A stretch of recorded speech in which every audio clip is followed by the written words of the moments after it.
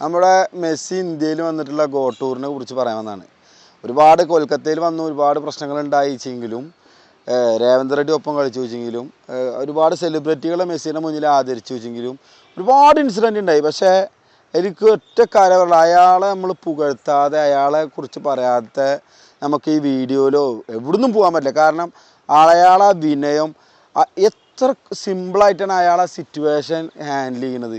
ഒരുപാട് ഒരു മനുഷ്യന് സമയത്ത് അത്രയധികം ഭ്രാന്തി വരും ചില സമയത്ത്.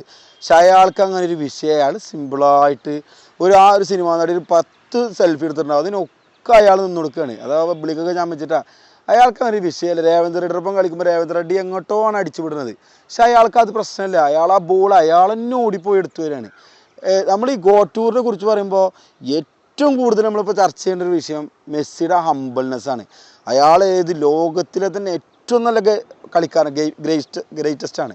അയാളെ കുറിച്ച് ഗോട്ടിനെ കുറിച്ചിട്ട് നമ്മൾ പറയാതെ എന്താ പറയുക, ഇന്ത്യൻ ടൂർ അയാൾ അത്രയധികം അയാൾ ഇന്ത്യൻ ടൂറ് ഭയങ്കരമായിട്ട് എൻജോയ് ചെയ്തു എന്ന് മാത്രമല്ല, അയാളെ കുട്ടികളോടും ആളുകളോടും അയാളെ കെയറിങ്ങും, ആ ഒരു കുട്ടിക്ക് കൈ കൊടുക്കുമ്പോൾ ആ കുട്ടിയുടെ സന്തോഷം, ആ കുട്ടികളോട് കളിക്കുന്നതും, ഡീപോളിൻ്റെ എന്താ അയാൾ വേറെ ലെവൽ മനുഷ്യൻ. അയാളെക്കുറിച്ച് അയാൾ എങ്ങനെ എത്രത്തോളം എത്തി എന്നുള്ളത്, ഒരു ഫുട്ബോൾ കളിക്കാരൻ ഒരാൾ എങ്ങനെ എത്രത്തോളം എത്തി എന്നുള്ളത് അയാളെ ഹംബിൾനെസ് കൊണ്ടാണ് ഏറ്റവും കൂടുതൽ.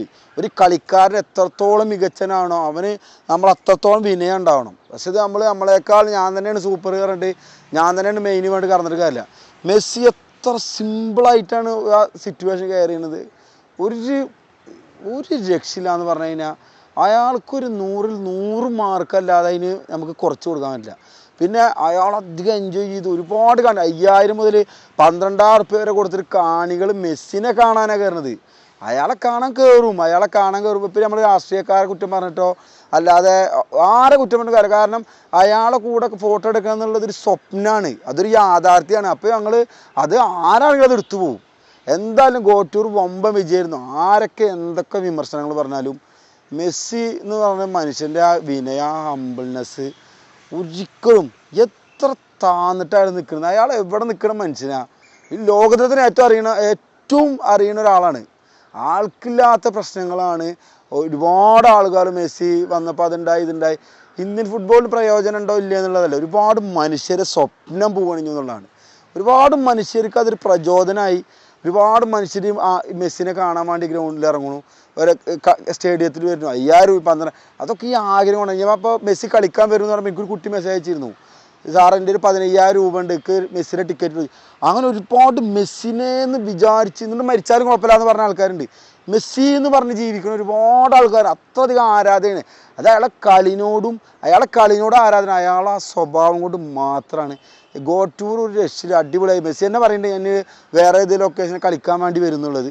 അത് കേരളത്തിലാവട്ടെ എന്നാണ് എനിക്ക് പറയാനുള്ളത്. എന്തായാലും ഒരു രക്ഷയില്ല.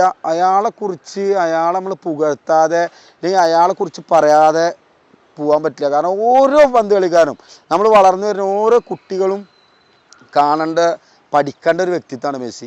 എത്ര സിമ്പിളാണ്, ഓരോ മനുഷ്യരും, ഓരോ ഫാൻസാണ്, ഏത് ഫാൻസാണെങ്കിലും അയാളെ കാണുമ്പോൾ തന്നെ നമുക്ക് ഭയങ്കര എന്താ പറയുക, മനസ്സിന് സന്തോഷം തോന്നും. അയാളെ ആ ഒരു സിറ്റുവേഷൻ അയാളെ ഹാൻഡിൽ ചെയ്യുന്ന കാണുമ്പോൾ ഒരു രക്ഷയില്ല. മെസ്സി എന്ന് പറഞ്ഞു കഴിഞ്ഞാൽ മെസ്സിക്ക് തുല്യം മെസ്സി മാത്രം. അതിൽ ഞാൻ ഈ ഇത്ര വീഡിയോകൾ കണ്ടെനിക്ക് അത് മാത്രമാണ് തോന്നിയത്. ഒരു രക്ഷയില്ല. Thank you very much.